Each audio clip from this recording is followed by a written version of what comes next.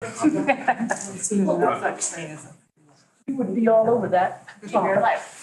I think you were all involved in those years. Yeah, that was wild. Will was involved then. I was busy having to more than full time, commuting 3 hours a day, that kind of stuff. You got to have the fun. All right. Good evening, everybody. It is 6:16 p.m. and I'll call this meeting to order. And we acknowledge with gratitude that we live and work on the traditional unceded territory of the Squamish Nation, whose peoples have been stewards of these lands and waters surrounding Aquila Bowen Island. Welcome to the Bowen Island Municipality meeting of December 12th, 2022. Thank you for joining. I'm Andrew Leonard, the mayor of the municipality and chair of this meeting. For those joining us online or in person for the first time, I'd like to introduce the other elected members of Bowen's council. Starting online this time, I see that we have Councillor Alex Jurgensen in the room with us, who normally sits at the end of the table there. To his left, the Councillor Sue Fast. To her left is Councillor Judy Getty. To my far left is Councillor John Saunders. To his right, Councillor Tim Wake. And to his right, Councillor Alison Morse. We also have members of our professional staff joining us this evening, including our Chief Administrative Officer, Liam Edwards, to my right, and our Corporate Officer, Sophie Insignia, to my left, as well as other members of our staff will be presenting reports here this evening.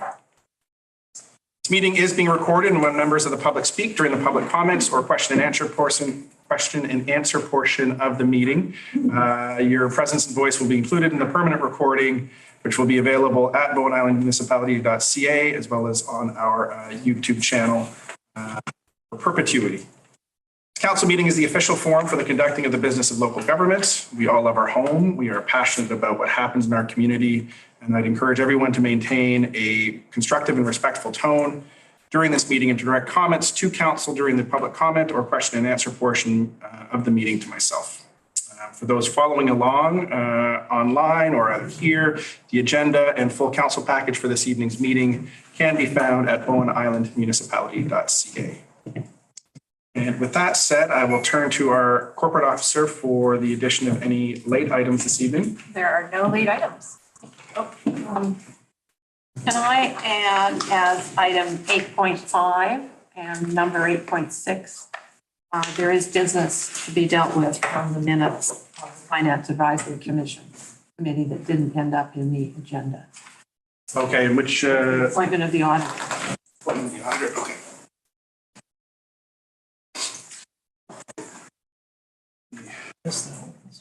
Appointment of the auditor.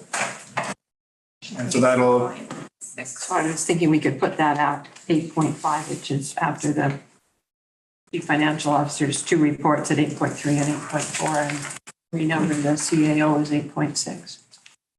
okay, so insert after 8.4. You mentioned it was two pieces from the finance advisory? No, just that one. Just the, okay. Appointment of the auditor. Appointment of the auditor. Make it 8.5 and then number subsequent items accordingly. Yeah. Any objection to that? Just a question. Yep. Is that in the financial plan? Is that in the minutes from? Yes. Okay, thank you. Okay. Seeing no objection, we will adopt that by unanimous consent. Adopt the addition by unanimous consent. And with that, I will look for a motion to approve the agenda. Moved by Councillor Getty, seconded by Councillor Wake. All in favor, raise your hand, say aye. Aye. Aye. That carries unanimously. Moving on to section 2, public comments. I'll look to our corporate officer. How many public comments do we have this evening? Just one this evening. Okay. That is Mr. Collins here.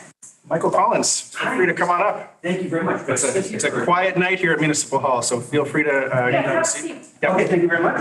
First of all, thank you for having me over. I really appreciate it. Wanted to start out by saying thank you to you guys for the work you do. I really do appreciate the stuff you do for the community. I think you guys do some really great work. And I'm here on behalf of the Light Up Bowen group. The folks do the Christmas lights downtown, the Cove, our downtown core. I was at a dinner party with a few people a couple of weeks ago, and we were just talking about it, and they were discussing, or they were just telling me that they need some help financially. They're running out of steam, and I know that they take on a larger part of it. I don't know the exact financial breakdown of what they do, but I do know that they take on a large part of it on their own. And I know that we all come off the ferries on cold, crappy winter nights and like to see our little downtown area lit up, and it looks amazing. And I think we all across the island enjoy it. So I'm not sure the protocol here, but I would love to at some point sit down and talk with somebody and get Basha in here and sort of break down what they're looking for or what they need to keep it going, because it would be sad to see our downtown core dark over Christmas, because it's really beautiful, and I think it adds a really cool element to our Christmas spirit. And for people that are coming over, it's not during the tourist season in the summer, at Christmas time, this is an awesome place, and that's a big part of it. So that's essentially it. I'm not sure how this all works, but I would love to sit down with someone or set up a meeting with somebody and figure out how we can make this work with them and the council, and if there's possibility to help them out. Thank you. Okay. So is there a sense then of, so it sounds like the ask is financial. Is there? Absolutely. Is there an order of magnitude ask that Light Up Bowen would be looking for? I'm not sure. I was kind of an emissary, if you will. Thrust in the spotlight at that last moment. Yeah. I'm going to get that information. So when we do sit down, I will have some sort of information as to, what they're looking for. You guys can, potentially come with what you guys are willing to or able to put in, and we can make something work. I don't know if it'll be up to the extent that it's been for the last years, but it would be nice to see them keep going. So essentially that's it. So Councillor Getty with a question, and then Have Councillor. you talked to Basha? I have. Okay, and perennially, there's a problem getting volunteers. Yeah. Go out on the wet and cold nights and everything, but I have no idea how they've been funding it. I know there's a lot of Pretty sure it's, on the trailers, but But buying new lights and because these lights are, starting to die, and they're going out and buying new lights. I don't know for certain, but I would speculate that a lot of it's coming out of their pocket. well, then I think I would need a lot more information. For sure. More details in terms of making a decision, and I'm not sure, if there is any kind of a slush fund that we could dip into for something like this. And, I think the community is very supportive, so there could be just general fundraising without it being tax money. Basha's got lots and lots and lots of friends. Yeah, absolutely. Thank you. And then just a quick point, because we are in public comments, we're permitted to ask questions, but we're not doing any decision-making or commentary after that. So, Councillor Morris? My questions are sort of, I think, following up on Councillor Getty's. Money has been granted in the past, and it's been used to buy lights and buy decorations. So I guess my first question is, where are the existing decorations and where are the existing lights, and what do they need? And is there a committee, a group that's going to be doing this or working on this? So that there's other interested community volunteers. Great questions. I can't answer them at this time. We can definitely get that information for a meeting if we have a meeting further down the road. Okay. Great. Yeah. So I would assume that, Councillor Jurgensen, I see your hand up. Audio now unmuted. I just wanted to maybe throw my 2 cents in here and suggest also that Tourism Bowen Island might be another avenue to also look at for some additional support as well. Either that, or they may have some other leads that we may not have. Mute my. Thanks, Alex. Okay. Okay. Thank you, Councillor Jurgensen. So yeah, just as we move forward, or if we do move forward, should I circle back with somebody, or how does that work? Since it's a request for who to contact within probably the staff hierarchy, maybe I'll just let Liam or Mr. Edwards here speak to who the best person to contact within the municipality is. Yeah, you can just contact me. That was easy. Okay, I'll touch base with you early next week. Sure. Do you have my email address? I don't. I can grab it off you now, or I'm sure it's on the website. I don't know. I can send it to you, Mr. Yeah, Andrew, if you could, that'd be awesome. Okay, that's my whole speech, ladies and gentlemen. I really appreciate you guys taking the time.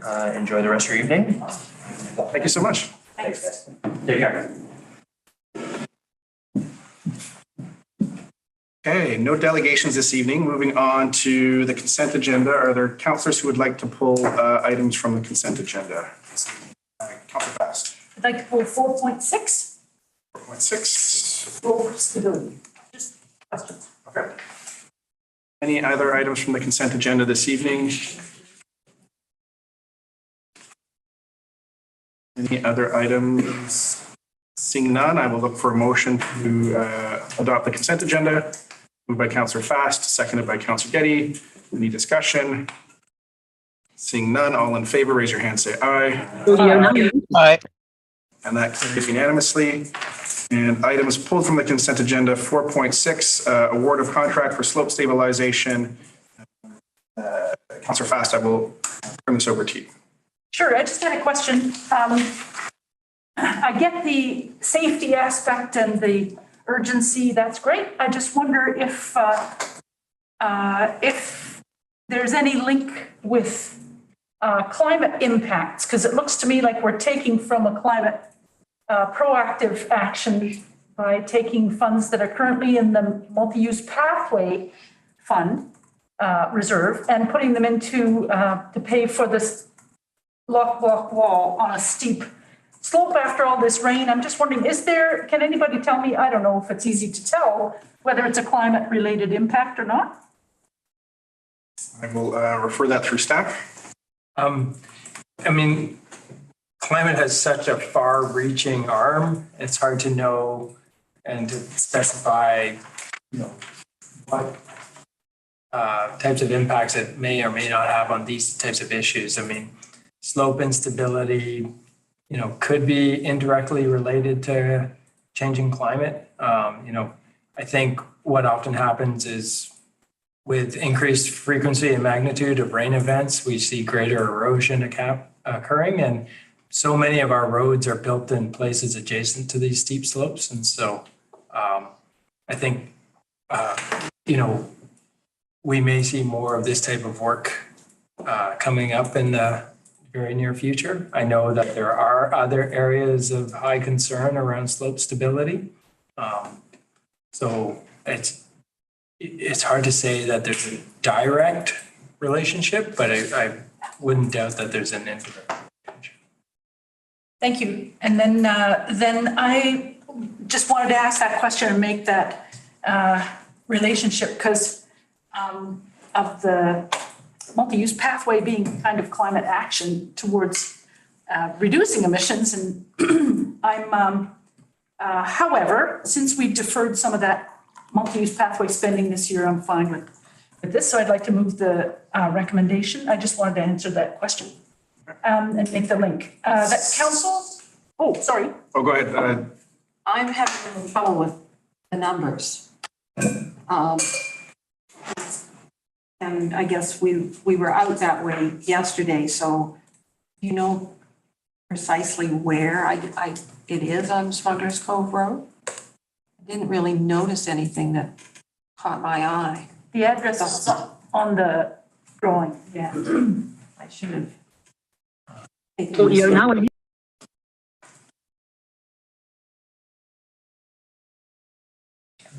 Just wondering if we can pull it up on. But the other sort of question is just in the 2023 budget, multi-use path expenditures of 815, which doesn't, well, I guess it ties in to the multi-use path funding grants, but I didn't try and tie in the two. It's talking about a municipal contribution from carry forward reserves of 215, which I'm assuming is the same as the BCAT 2023. We haven't spent that money yet. I'm just trying to figure out where this 215,000 is. And if the total project expenditures are 815, then the expenditures are 815, why is there money left over? I'll look to staff to comment on that if there is a comment.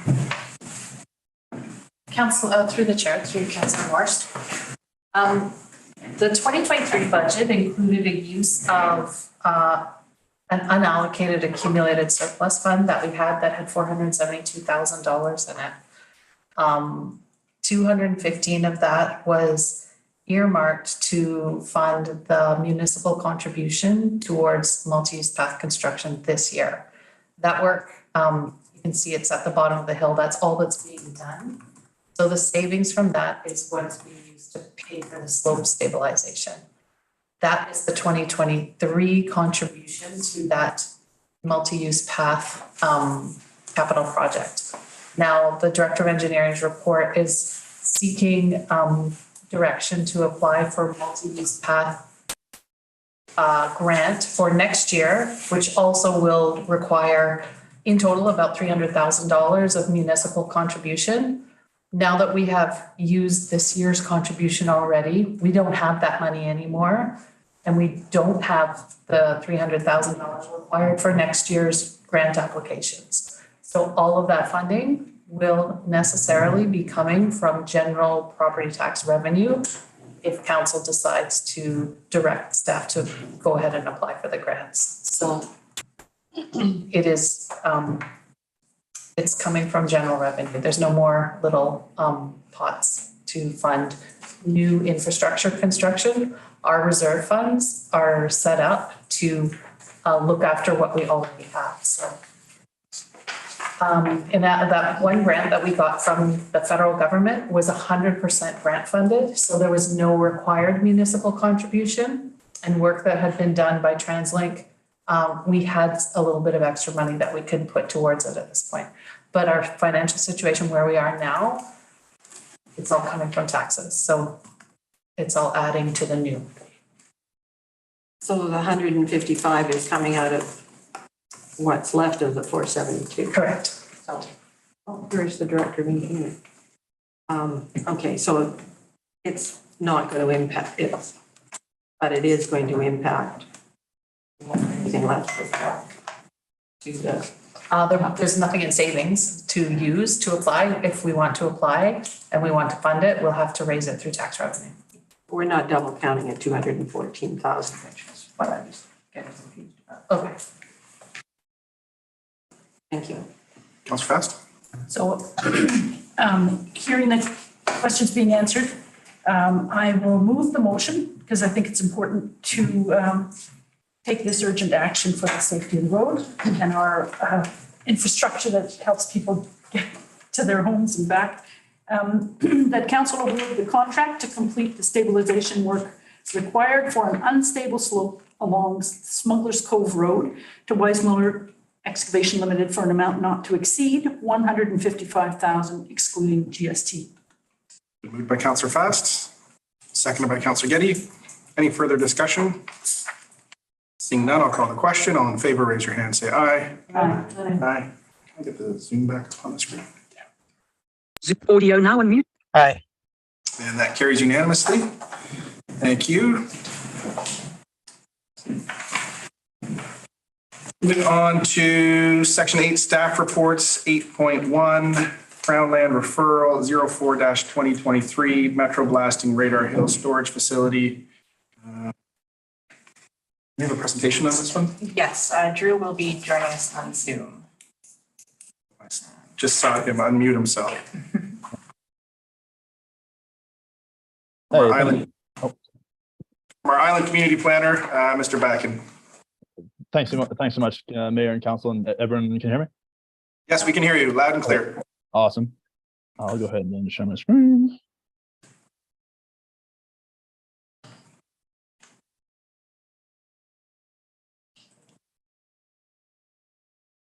Okay, so thanks everyone. So Bowen Island Municipality has received a referral from the Ministry of Forests regarding a proposed tenure, specifically a license of occupation for the relocation of 2 portable explosives magazines. Staff are seeking input from council prior to responding to the referral. The 2 portable explosive magazines are currently stored within an existing license of occupation that the applicant Metro Blasting holds for the operation of a quarry on Radar Hill. A recent inspection by Natural Resources Canada, or NARCAN, determined that the magazine storage needed to be moved due to its vicinity to a shop in the quarry. They were given approval for the magazine storage to remain in place for the year. However, we're asked to apply to Front Counter BC for a license of occupation to relocate the magazines to a location meeting their quantity distance criteria. So quantity distance refers to the quantity of explosives to be stored, and the distance being the safe distance those explosives can be stored from a habitable structure. So as that quantity increases, so does the minimum safe distance. In this case, Natural Resources Canada has calculated a required 1,000 foot radius to locate the Metro Blasting explosives from any inhabited structures. So because this is on Crown land, there's no concern of future development that would lead to homes being built within that radius. There is an existing commercial use road adjacent to the storage site, so no clearing will be necessary. Access will be Radar Hill Road coming off of Cowan Point Drive. Site preparation will carry out over 1 to 2 days to prep the 30 meter by 9 meter area, and 2 8 by 14 foot storage containers for the explosives magazines will be placed there. The magazines will be stored year round and accessed throughout the week. The period of storage under this license of occupation would be 10 to 30 years. It's noted that the magazine storage supports both Metro Blasting and Twin Island Excavating, each of which has several employees involved in the quarry operations and which overall supply gravel to construction sites across Bowen Island. The proposal was reviewed internally by the managers of Environment and Parks Planning, Engineering, Public Works, Fire, and Bylaw, and none expressed concerns with the location or use. Staff recommend the council move that Bowen Island Municipality has no objection to the tenure application dated July 11th, 2022. Thank you, Mr. Backen. Any questions for the planner?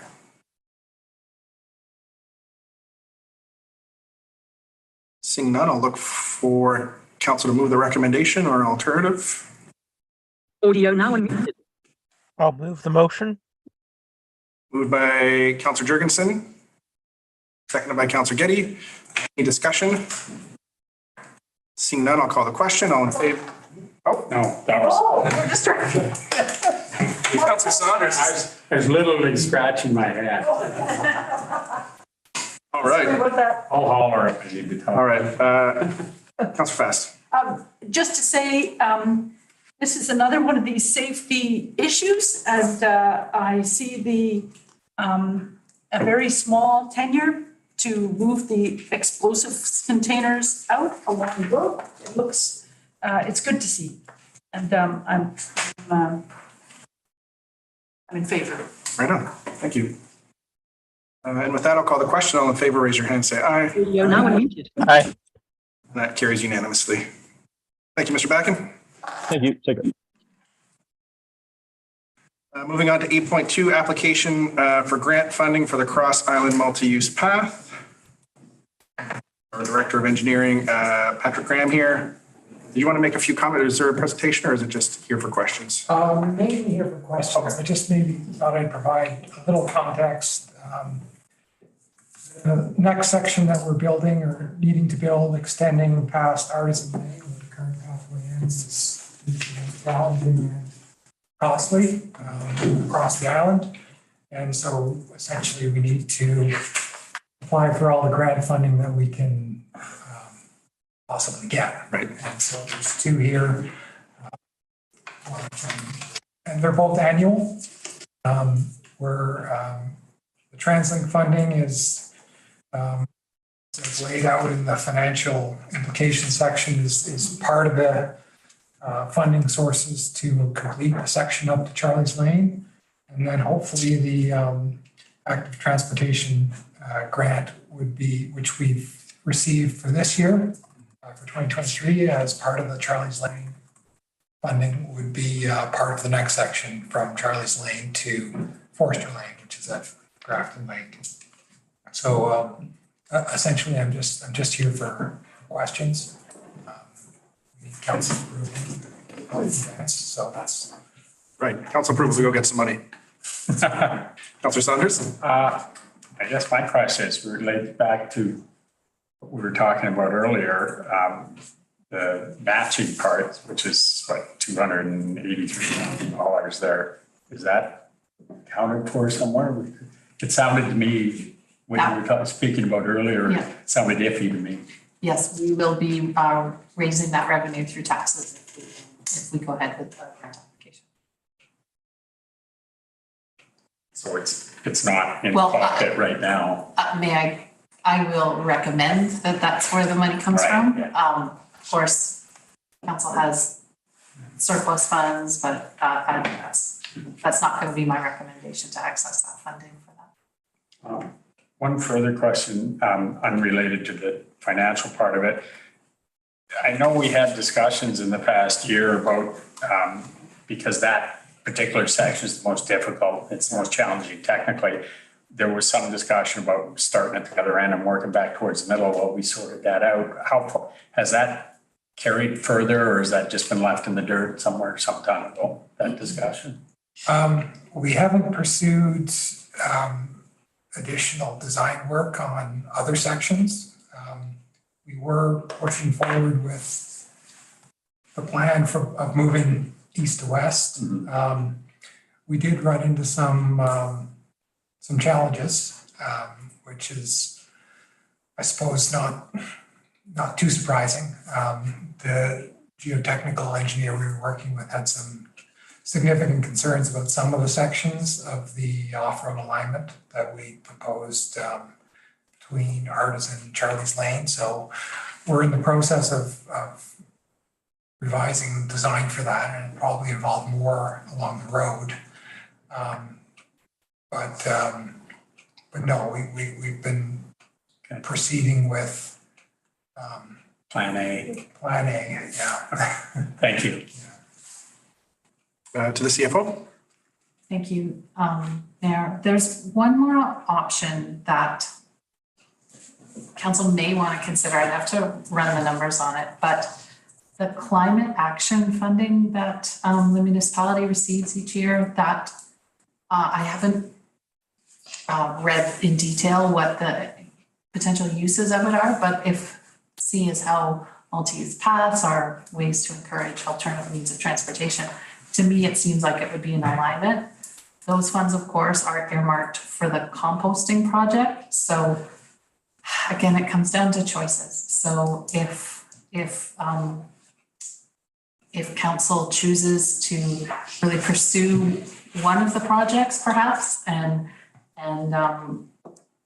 make a choice between which direction to go in, that could be an opportunity too. So I think that we need to do some work and look at some of the potential pots of money, ensure that the potential uses are permitted based on the agreements, but I guess that would be an option for council to consider too. So there's three potential options: taxes, surplus, or perhaps climate action funding. Right. Taxes, surplus, or somebody else. Right. Okay, but just from what I'm hearing, there's nothing that precludes us from applying and then making those spending decisions later, is there? Well, it would have to be part of the 2024 budget. Right. Yes. There's no stacking rules that limits the climate action funding to use with this funding. Councillor Fast? Councillor Newman? I'd like to put the motion on the floor. That council direct staff to apply for the 2024 allocated grant funding that is available from TransLink, expected to be about $207,000 for construction of the Cross Island multi-use path from Artisan Lane to Charlie's Lane, and that council commit to funding the 25% municipal share, about $69,000. That council direct staff to apply for $500,000 from the 2024 intake of the BC Active Transportation Infrastructure Grant Program for construction of the next phase of the Cross Island Multi-Use Path from Charlie's Lane to Grafton Lake, and that council commit to funding the 30% municipal share of $214,286. And if I can speak to my motion? Yes. The motion. Let's get it seconded first before it's spoken to. Is there a second for that? Seconded by Councillor Wake. Just that I think I'm really happy to see that the municipal share is described in here, split out into the separate columns on page 2 of 3 of this report, page 63 of the big PDF, and 64. So that you can see that the municipal portion is like a third or something of the total, and or less than that. And I think it's really important in these days after a wildfire-filled summer with smoke hazard and extreme fire risk and drought on the island, that we take this climate action, because I also think that it'll help with affordability and with reducing costs of maintaining the roads and things as more people walk and cycle and take the bus and all those other alternatives. So for many reasons, I am in favor of this motion. Thank you. Thank you, Councillor Fast, Councillor Getty, and Councillor Morse. Through the chair to the CFO, the item that we got pulled out of the consent agenda for the slope stabilization, that was talking about the municipal contribution from the carry forward reserve funds of $215,000, and then the active transportation grant of $500,000 as being pulled out of. Is it this funding for 8.4? Correct, that's this year's funding. So the next year's funding under consideration at the moment is something that will have to be creative and provide alternatives for property taxes or one of the.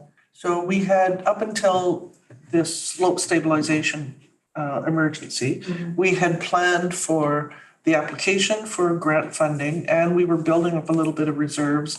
And now the reserves are going into the slope stabilization. We're still gonna get apply for the grant. And if we get it, then we have to come up with money for our contribution. Correct. Okay. The grant funding that you're referring to is, we do have that. We've been approved for the 2023 intake of the active transportation grant, and our contribution was 215. So we're only using a portion of that because we're just building a small portion of the path this year. Right. You're applying for new funding. And for an extension this is the next year's intake of that same program. Okay, thank you. Councillor Morse? Well, there's two words in both resolutions. The 69,000 one, it's small enough, we probably find it. But it says that council commit to funding. So how does BCAT work? We put in an application and they say, we like your project, and if you spend the money, then we'll give you back 500,000. Yeah. And if we decide not to spend the money because we can't find the 215,000? Then we don't get the money from So BCAT. it isn't that we can spend their 5 and not finish the rest of it, not spend our 215? No. No, all of our claims for reimbursement under the grant have to include municipal contribution. And if I'm understanding correctly, if we had to raise 214 by raising tax revenue over and above what we need for general operations, then that's roughly 2 points or 3? 215,000. 2.5 based Yeah. on our most recent levy. I'm not saying commit, we're applying for something. And we're saying we're gonna fund our share. But if push comes to shove, we don't have the money. Comment from our CFO? Thank you. I also just wanted to raise the issue, it's not a grant program that you would want to submit an application for and then come back later and say, oh, we don't have the money. There's some reputational risk for that in doing that for future grant applications. Do we know what the deadline is to apply? October 27th. Or never. Pretty tight. Okay, So, yeah. okay. Councillor Saunders? Thank you. To the CFO, just following up on that statement you just made then, which was, my God, I just went blank. My apologies. You don't want to apply some reputational risk. I know. Oh, I know what it was. If you skip a year, does that kind of drop your place in the line at all when you want to get the grant the following year? Or would that have any effect whatsoever? I don't think so. Probably they're mutually exclusive of each other. And I don't know if it's every year, but it has been the last 2 years. Right, I understand that.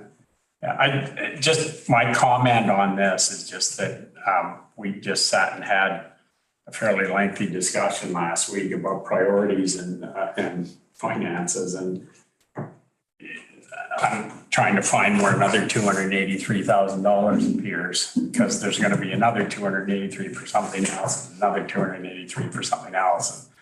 I'm not 100% sure I'm comfortable with not knowing where the money comes from. Well, I know we know where it comes from. It comes from tax revenue. So anyway, that's my thoughts on it. Thanks. Right.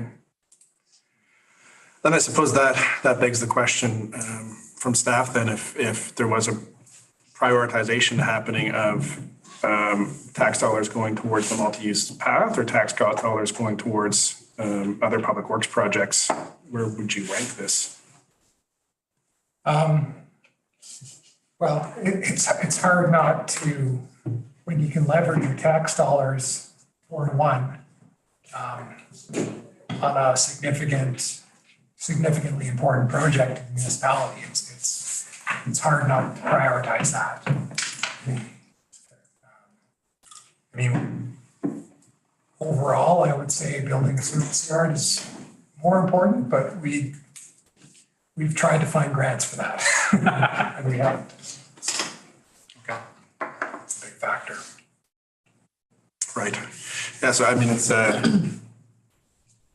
tricky one. I hear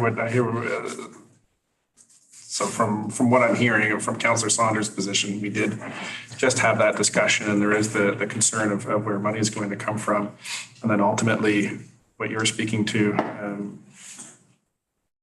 Mr. Graham, is around the strategic importance of something like this, because it is the only project that we have that can drive a modal shift away from vehicles into something else down our trunk road, which is absolutely key, I think, with some cascading influences on growth and ferry use and ferry traffic and everything else. So, I can see it from both sides. I'll look to Councillor Fast for any responses, and then we'll look to calling the question. Thank you, Mayor. I think a couple of the other, speaking in favor of the going after this outside grant money is this is part of the revenue gathering that we have been, I would say, started as a municipality probably a long time ago, but in this kind of capital projects recently. I think one of the things we talked about in our strategic plan was completing projects that had been started. I think this is an approved transportation plan that staff and the Muni and the community has been kind of investing in to the point where it's at. And I think we're seeing more electric bicycles. This plays towards the affordability side of it. Electric bikes are a game changer, I think, and this could help everybody be safer on the road, including kids to school and people driving. So I'm in favor, especially since most of the money will come from off-island sources.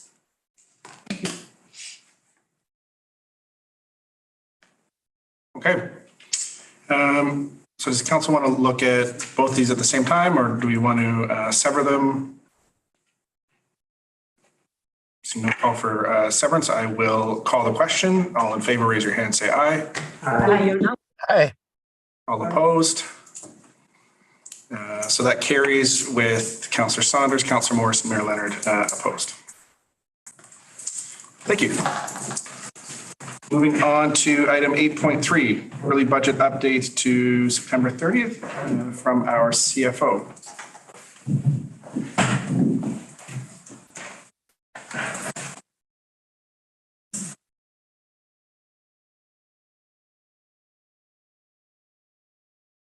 Thank you, Mayor. Through the chair to council, I have prepared a quarterly budget update for you. It's up to September 30th, so it's quite recent.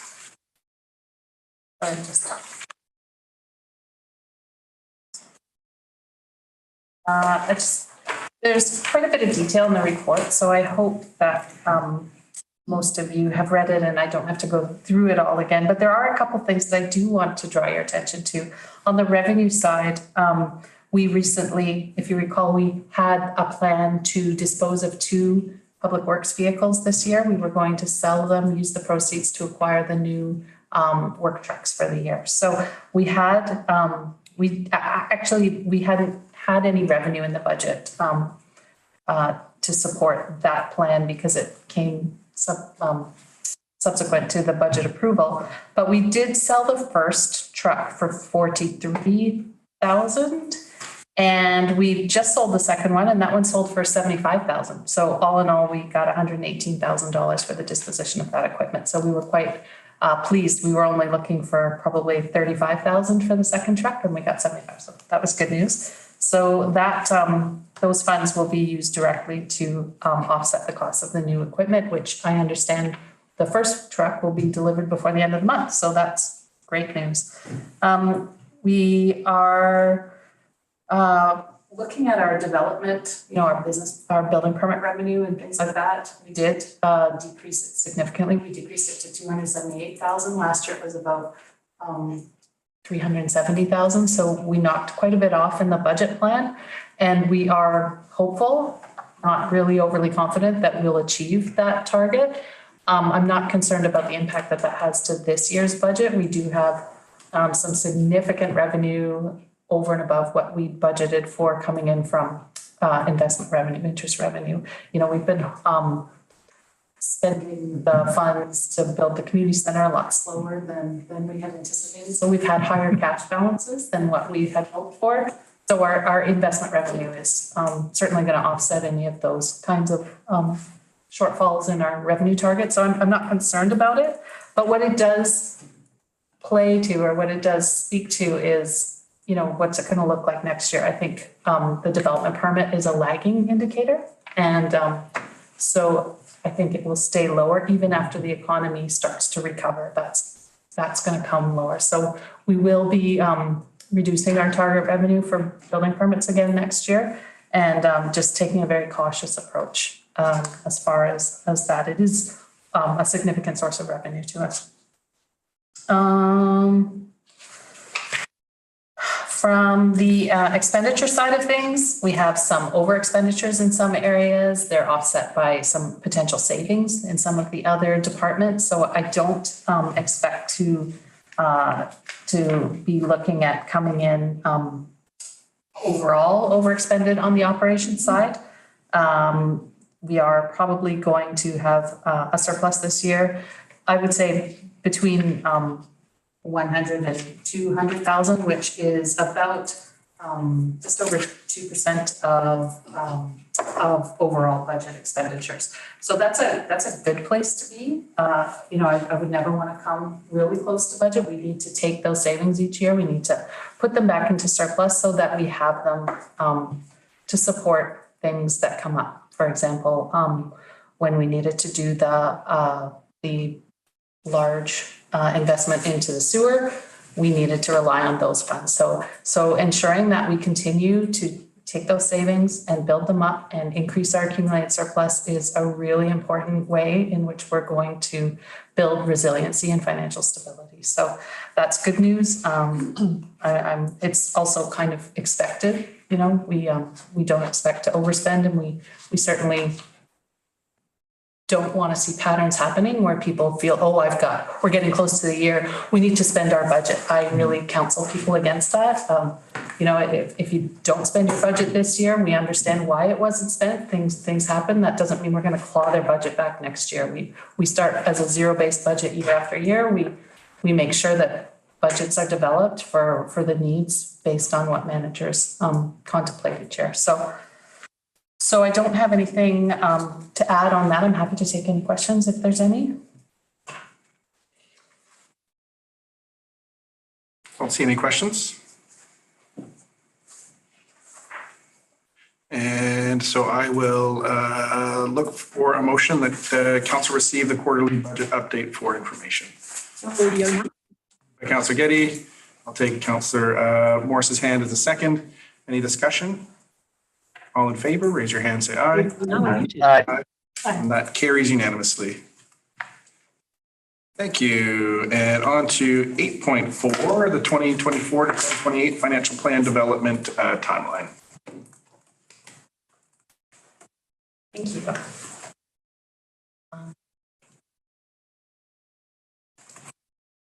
Through the chair to council, we have established our plan for the 5-year financial plan development process. We've got to work quite early. We've done a significant amount of work on the financial plan so far. I met with most of the managers last week to kind of get a starting place of where we are with operations for next year. So that work's going well. We hope to have something complete enough to put together in front of the Finance Committee for December 8th. We will present to them the operating and capital budgets for next year. And subsequent to that, we are tentatively planning for a committee of the whole to present the information to council on December 13th of this year. So that will be the only special meeting scheduled outside of any regular council meetings that we're anticipating that will require in order to complete the budget bylaw approval this year. We are scheduling our public engagement process to take place between January 9th to 31st. And as well, we'll use that same time to complete all of the water and sewer local area service budgets. And then through a series of council meetings, we are looking at having final adoptions scheduled for April 22nd of next year. But spreading it out this way and over this amount of time, I think it's good because it gives us the opportunity to make iterations. Things come up, things inevitably come up in January and February and March. And as long as we have the basics, the framework for the budget, we still, it gives us enough time to still make a quick adjustment. And there's always going to be perhaps changes that are directed by council as a result of the public engagement process too. It's a long period that allows us to, reiterate and respond to what we hear through that public engagement process. So April 22nd is plenty of time. Our statutory deadline is May 15th. Okay. Any questions for the CFO on the budget process? Councillor Getty. Recommendation. Councillor Getty moves the recommendation. Seconded by Councillor Saunders. Any discussion? Seeing none, I'll call the question. All in favor, raise your hand, say aye. Aye. And that carries unanimously. Thank you, Ms. Munson.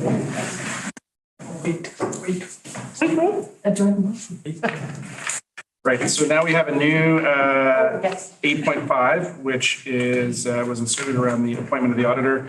I've asked our corporate officer to pull up the recommendation from the Finance Advisory Committee. So this was a recommendation that was carried unanimously by the Finance Advisory Committee, which was to appoint BDO as the, or to award the contract for audit services to BDO. Councilor Morris, did you want to speak to this at all before moving the motion? No, I'm just looking for the motion now. It's up there. Oh, it's up there. Yep. No, we as the minutes say, the request for proposals went out and there was only one response. And that was from our current auditors, BDO. And I don't think anybody in the finance committee has been unhappy with the work the BDO has been doing. So the motion was that the Finance Advisory Committee recommend to council that the contract for audit services for 2023-2027 be awarded to BDO. However, so the motion that I will make is that council award the contract for audit services for 2023 to 2027 to BDO. Okay. It's been moved that council award the contract for audit services for 2023 to 2027 to BDO. Is there a second? Seconded by Councillor Getty. Any discussion, questions, comments? Seeing none, I'll call the question. All in favor, raise your hand, say aye. Aye. And that carries unanimously. Unanimously. Thank you. Thank you. On to 8.6 is our CAO update. I'll hand it over to Mr. Edwards. Okay, thank you, Mayor. So I'll give a brief update on the key capital initiatives that are underway. I think I'll pass on the multi-use path since we just spoke about that. Blue Water Park water system improvements continues to move forward in the design stage, but also continuing to explore the possibility of a shift of the project scope with the discovery of that high producing well in the western area over there. And so further work is underway and will be brought back once a determination on what that path forward looks like. Eagle Cliff water system project also continues to advance in the design phase. And there was a recent meeting that staff had with the local area service committee and proposed provided a project status update and discussion about the grant funding that was awarded in August, and also discussed what a potential financing model could look like that the CFO had developed, which is quite good. And it's a complicated little piece of work, though, to try to figure out the financing between the two systems, the Eagle Cliff itself and Cove Bay water system, and then also those that may join the system that are in between and currently not a part of either system. And it's quite a good model, and there seemed to be pretty good reception to that. And really the next primary step there is also moving forward with a referendum for Alternative approval process. or sorry, not referendum, sorry, a letter sent for borrowing for the community share for the project to advance. And it's being considered to go forward as an alternative approval process rather than a full-blown referendum. And in more detailed information will be coming back to council too on this in the near future. So you don't have to rely on my verbal update for this. Cove Bay water system, there's no new news since the last update. We continue to be challenged by that the faulty filters that were discovered. And we're waiting for a delivery of the replacement filters for that. And as well for the public service yard improvement project, our engineer, Patrick Graham, has been in discussions with a builder about an alternative approach to building that project rather than the original approach that was originally a design bid build approach with a architect. And then typically the architect does the design, then you go for bids, and then you award the bid to a builder. So we've been talking with a builder about looking at the existing design work that has been done to date about potential amendments to that or value engineering to that to try to then bring that down in scope and price, which could still move forward as a design bid build or potentially could move forward as a design build as another alternative where you don't go out with a design to the market. But considering how far along that, further option, I don't want to talk too much more about it because I don't want to give away some idea that we are going down some path that's non-recoverable, because that's not what's happening there. So we'll be coming back to this table with more information about that project too. And that'll also come through in the budget process as well. The community center continues to advance, more interior work. Still hoping that we'll get the roofing on pretty soon. As the weather starts to deteriorate, we really want, even though the building envelope has the membrane fully on and is effectively watertight, we still want to get the actual roofing and all the siding on, because there's still some exposure to some of the materials that we'd rather not have exposed. So, yeah, that's it for my capital projects update. So. Thank you. Councillor Saunders. Just a quick question regarding those ceramic filters. How many of them failed, and where's the finger pointing going on that? Like, is it the manufacturer or is it the contractor that's, because it seems unusual that multiple failures on something like that. It's considered to be a manufacturing defect, and so they're warranty items that are being replaced. Okay. But the problem is that the time that it takes for them to have them shipped here or manufactured and shipped here is very lengthy. So the manufacturer has accepted that though, Yes. right? So we're not having a fight going on while we wait. That's correct. Yeah. And we are considering, we did previously have 2 on hand for replacement. And so we're considering how many more would it be good to have on hand. Yeah. Full set. Yeah. Thank you. Any further questions? Councillor Morse? Does the manufacturer's warranty also include the cost of installing them? No. It ought to. It would be parts and labor because it's still under warranty. Well, except I'm not sure who installed them in the first place.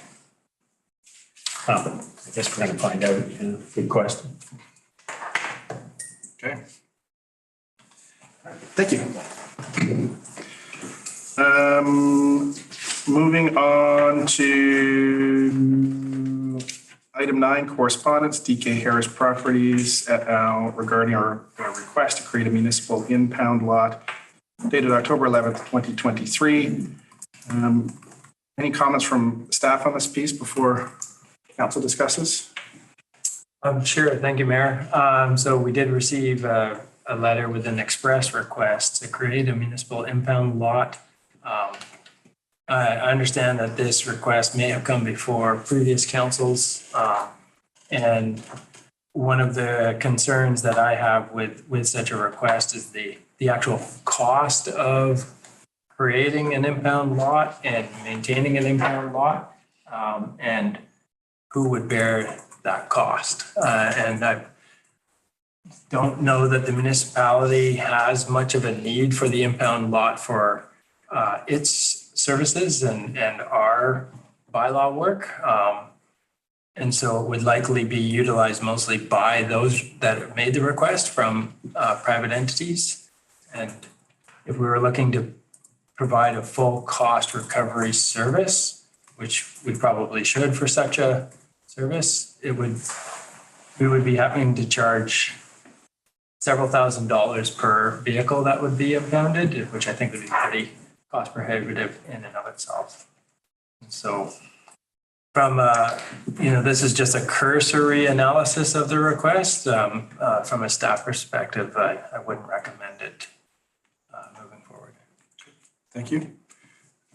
Any questions, or council like to move the recommendation? Move the recommendation. Okay. Now, would you be able to read it out just for the? I bet I would.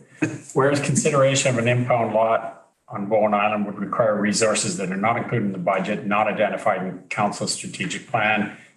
Therefore, be it resolved that council declined to consider the proposal for an impound lot. Seconded by Councillor Fast. Any discussion on this? Councillor Getty. I think it might be helpful for the people that signed the letter if they knew that this was discussed in our strategic plan.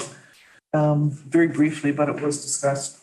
So it's not strictly a staff decision. Right. Councillor Fast. I would also, I'm in favor of the recommendation, and I'm thinking too about community land being a public resource that we should be treasuring for the future needs that it can meet in the community in the long term, whether it's housing or transportation things or public related things. I think the land is another part of the cost side of things, and I think we need to be very careful with how we use that resource. So I'll be voting in favor of this recommendation. Right. Thank you. Councillor Morris? There's nothing that in any rules or regulations anywhere that would prevent a private entity from acquiring, say, a piece of the rezone for light industrial land in Lot 1 and setting up their own impound lot, because the ones in Vancouver are privately owned, as I recall. That's correct. I mean, I would have to come through council, of course. Yeah. But Councillor Jurgensen. Audio now unmuted. Actually, Councillor Morse beat me to it. My question was the same as hers. Thank you. And with that, I'll call the question. All in favor, raise your hand, say aye. Unmute audio. Audio now unmuted. And that carries unanimously. Item 11, new business, update to council on Metro Vancouver business. The big pieces going through right now. There was supposed to be a council of councils on the weekend, as everybody knows. However, it was canceled at the last minute owing to potential labor action going on with Greater Vancouver Regional District at the time. So that was not held, but the main thrust of that Council of Councils and a special board meeting that occurred on Friday while we were at our strategic planning is really around seeking approval of their financial plans, of Metro Vancouver's or the region's financial plans, with the region being in an equally tough position as many municipalities in raising revenue. The major point or piece of discussion there is really around DCCs and where Metro Vancouver is moving with DCCs and looking to 1% assist factors and creating a new regional parks DCC. And I would expect that given some of the feedback that Metro Vancouver has gotten from both the federal and provincial government on their DCC plans, that that might be an evolving conversation, although it does look set to pass. If anybody's interested in that, the Council of Councils meeting minutes are attached to this agenda, or the agenda for the Council of Councils is attached to this agenda, as well as Metro Vancouver's website. There's lots more information on their upcoming budget. The Regional Parks Committee that I attended last week,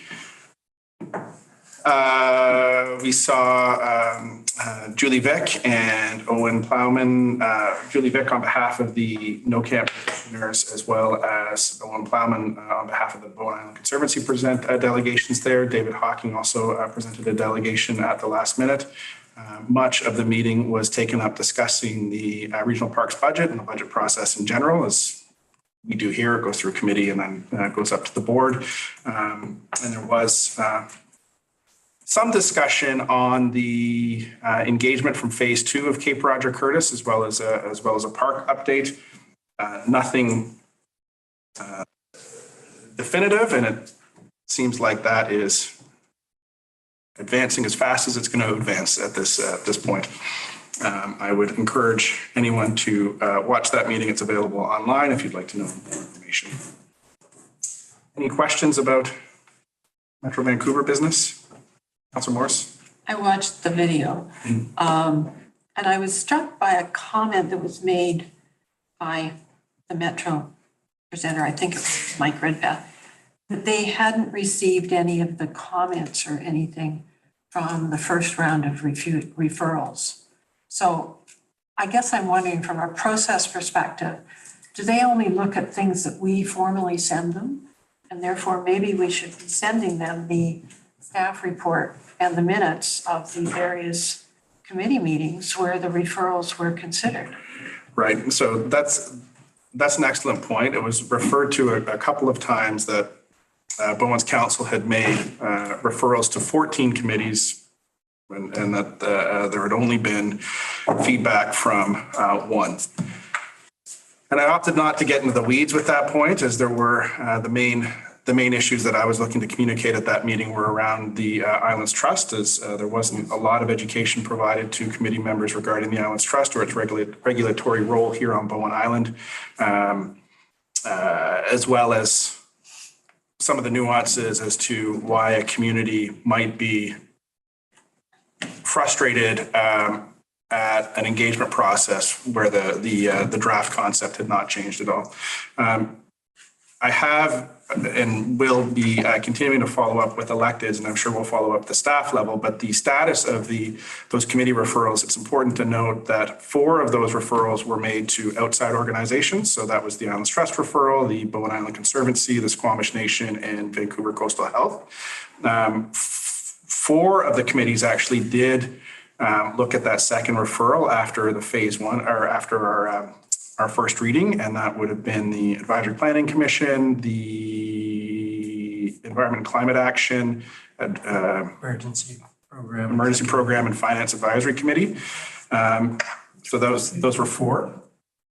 And then the rest, given that the Islands Trust decision came in and that the application and the concept didn't look significantly changed, it was just felt that those committees had already dealt with it as effectively as they could. Because as we know, we did make a referral to those same committees after the committee of the whole that we host Metro Vancouver on, and we got lots of feedback, and Metro Vancouver got that feedback. The last point that I'll note is that in no way is Metro Vancouver beholden to waiting for feedback from a committee of council, as I believe that our council and myself as our representative have already made it pretty clear as to where we are and pieces that need to move and have advanced, like council's advanced it intergovernmentally between here and Metro Vancouver. So there's not necessarily a need to wait for committees of council. Yes.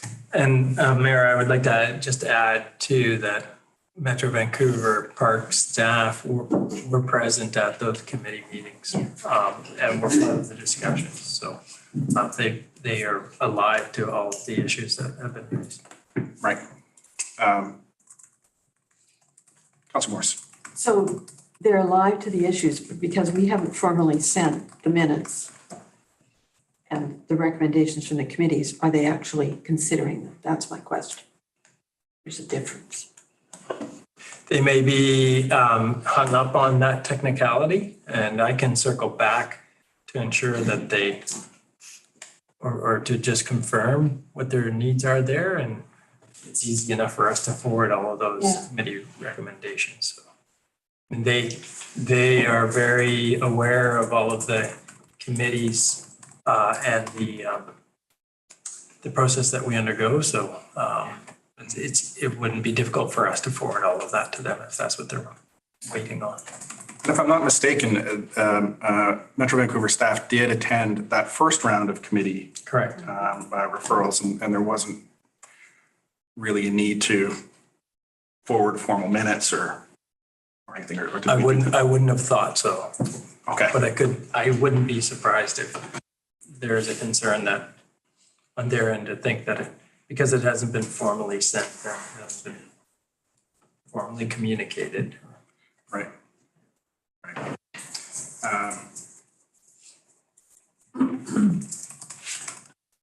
I'm just going to leave it at that for now. Was that any other questions about update on Metro Vancouver business?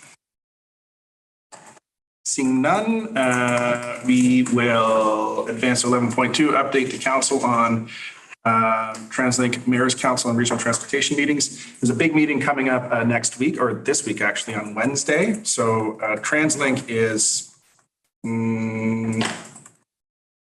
there's two major connected things that TransLink is doing right now. One is that it needs to get way more money, both to close a structural deficit as well as to advance work on its 10-year priorities, which are incredibly ambitious.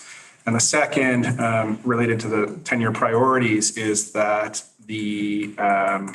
on Wednesday, there'll be a decision to prioritize certain corridors for bus rapid transit, which is dedicated bus lane transit or more rapid bus lanes. The key piece of support that I think the North Shore mayors, as well as myself, are supporting is a link between Park Royal and Metrotown. We know that Park Royal is a major hub for all of our commuters and any residents going into the mainland, with the connection there from the 257 and 250. So we will be pushing faster and more expanded service from Park Royal to Metrotown. So that's a great corridor that would link us by public transit to the rest of the region. So that is what's coming up on TransLink. With that, I will look to our Islands trustees for an update on Islands Trust business. I'll start off, just to say, if you look at 12.2 in your package and the info items, there's a media monitoring report from the Islands Trust, and I guess we're going to be getting these regularly. This is just September, but it's a chance for you to, everybody, to see across the Trust region, across our Federation of Islands, what's happening and what's in the news, including some from our formal partners in San Juan County below the international line in the US Islands and San Juan Islands. I just will say a couple of things. One of them is the last couple of days I've been working on a working group for Trust Council regarding the Montreal Kunming COP15 about biodiversity, the international agreements about targets for biodiversity and how that may impact or assist the work of the Islands Trust. So we've been collaborating on that, and that'll come, I think, to Trust Programs Committee, which I'm on, and that meets in a couple of weeks. And shortly, I think our next agenda, you'll have the featured highlights from the last Trust Council come on to the agenda, so you can have a look at those if you haven't already subscribed by the email. And I'll turn it over to Councillor Getty to speak more about that. Trustee Getty. Okay, so I'm reporting the last couple of meetings about the work of the Governance Committee, which I've been had the privilege of chairing. And one of the things that we took as a priority was to look at Section 3 of the Islands Trust Act, which is the legislated mandate. So a lot of other groups come up with their own mission statement, and we're working on a strategic plan. But for the trust, it's legislated. So Section 3 reads, the object of the trust is to preserve and protect the trust area and its unique amenities and the environment for the benefit of the residents of the trust area and of British Columbia generally. And then more recently, and that's been in the legislation from the get-go. And then there's been maybe 5 years ago, an addition in cooperation with municipalities, regional districts, improvement districts, First Nations, other persons and organizations, and the government of British Columbia. So one of the main points raised at the governance review report that was the big topic of conversation of the previous Trust Council was that there was deep division amongst the trustees and our constituents in terms of the meaning and the implementation of preserve and protect. And there'd been a lot of lobbying, certainly at my very first meeting with the trust, there was a Delegation? Yeah, delegation, I can't remember the name of it now, but they were talking about how the mandate is strictly for the environment. And there's been a great deal of to and fro and back and forth, and a lot of questions asked for legal opinions from the trust lawyers in terms of what the mandate meant. So we talked about it. The governance committee went through all of the legal opinions and summarized it and came up with something that we would propose to the rest of the trustees at a fairly lengthy closed meeting at the last trust council meeting. And we were able to come to an agreement and a consensus. And what has been published, unfortunately, there's a little bit of fine tuning that has to go into the summary, but the actual full statement of the background and the reasoning behind our consensus was agreed to. So there's three essential elements to the mandate. It's preserve and protect, first, the trust area overall, the unique amenities, and presumably the unique also refers to environment. It's unique environment.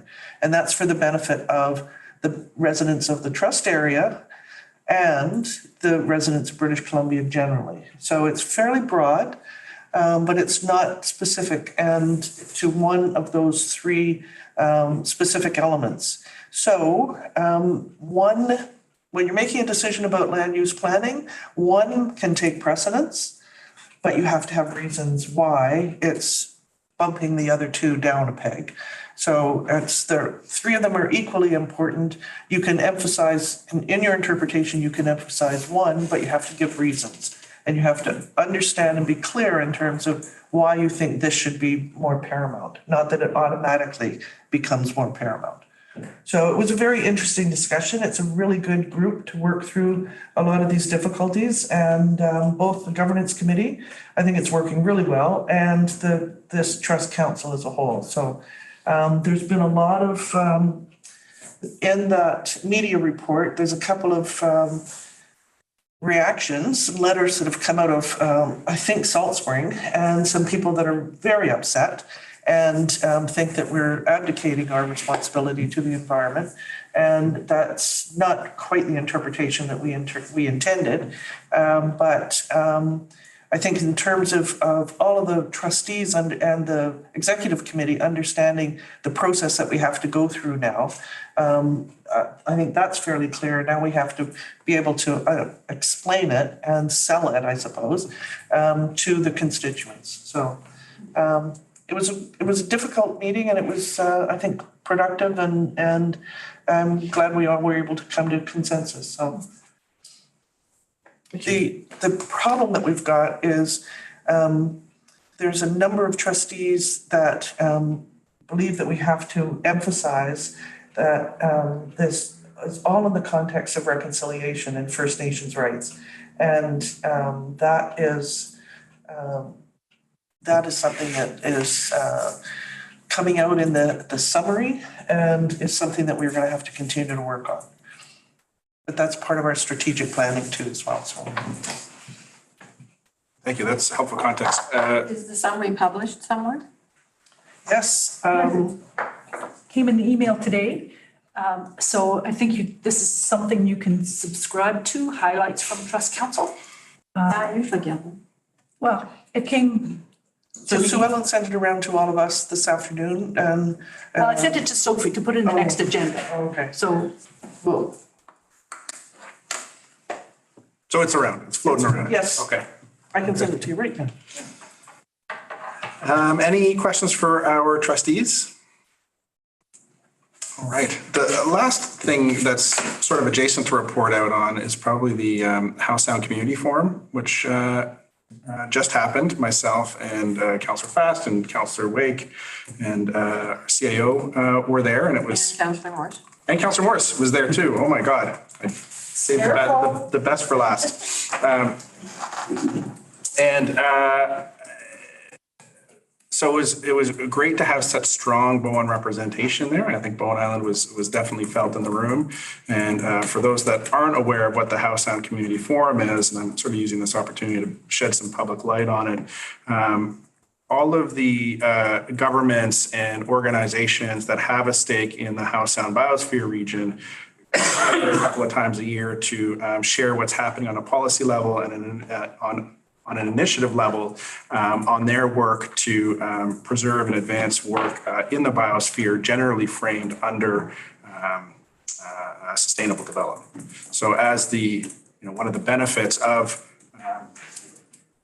an initiative like this is really what we've been reaping over these last couple of months with the whales is probably the most visible piece that we've seen in the region. They were not here 50 years ago, and we're seeing that ecological restoration come back, which is literally awe-inspiring too. I was just on the ferry last week, and there was a pod of whales beside the ferry, and everybody just rushed over. So there's something there that we can do good work in these uncertain and challenging times in a way that inspires awe for the natural world.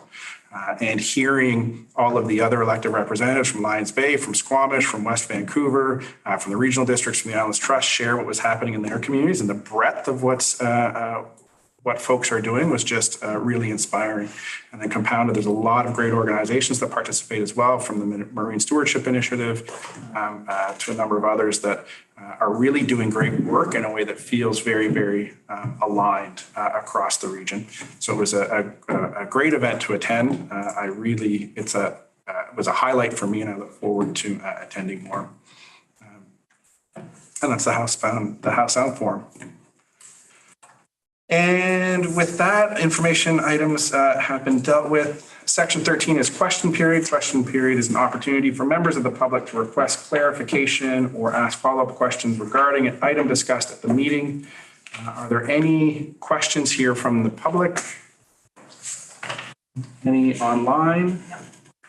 Seeing none, we will move to adjournment. Moved by Councillor Getty, seconded by Councillor Saunders. All in favor, raise your hand, say aye. Audio now unmuted. And that carries unanimously.